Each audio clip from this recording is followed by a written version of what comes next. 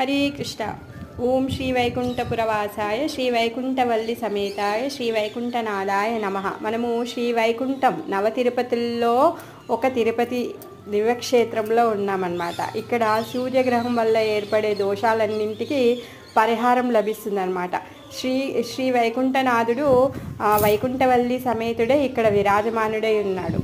ప్రళయకాలంలో వేదాలు కోల్పోయినప్పుడు చతుర్ముఖ బ్రహ్మ సోమకాసురుడనే చతుర్ముఖ బ్రహ్మ నుంచి సోమకాసురుడు వేదాలని అపహరించాడనమాట. సృష్టి అవగానే బ్రహ్మ ఈ క్షేత్రానికి వస్తాడు. తామ్రపర్ణి నది తీరంలో కూర్చొని తపస్సు చేస్తాడనమాట.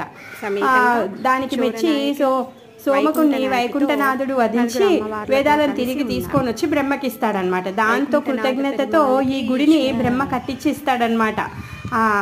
ఇది బ్రహ్మ కట్టించినటువంటి గుడి. ఎప్పుడు మీరు ఇక్కడే మీ దర్శనాన్ని ఇవ్వండి అని చెప్పేసి వేడుకుంటాడనమాట. ఇంకా జ్ఞానం కావాలి అనేసి వేడుకుంటాడనమాట. ఆ స్వామి వెనుక 5 తలలతో ఆదిశేషుడు ఉంటాడనమాట.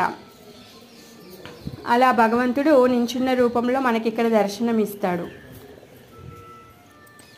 అయితే కాలక్రమేణా ఈ యుగాలు కలుస్తూ గడిచిపోయిన తర్వాత ఈ మందిరం అంతా శిథిలమైపోయింది. ఈ లోపల ఉన్నటువంటి మూల విగ్రహం ఏదైతే ఉందో అది పుట్టలు పట్టాయన్నమాట. అయితే రోజు ఒక పశువుల కాపరి ఇక్కడ ఆవులు తీసుకొని వచ్చేవాడనమాట. ఒక ఆవు వచ్చి స్పెషల్గా రోజు పాలను కురిపించి పోతూ ఉండేదన్నమాట. ఆ పశువుల కాపరి వెళ్ళి రాజుకు చెప్తే రాజు వచ్చి చూసి చాలా జాగ్రత్తగా తవ్విస్తాడనమాట. తవ్విస్తే లోపల నుంచి భగవంతుడి యొక్క శ్రీ విగ్రహం బయటకు వస్తుంది. సో ఆ భగవంతుడి శ్రీ విగ్రహానికి పాలతో అభిషేకం చేస్తారనమాట. ఆ విధంగా ఇప్పటికీ కూడా ప్రతిరోజు మూల విరాట్కి పాలతో అభిషేకం చేస్తూ ఉంటారనమాట. ఈ వైకుంఠనాథాన్ని జ్ఞానం కావాలి అని చెప్పేసి ప్రార్థించాలి.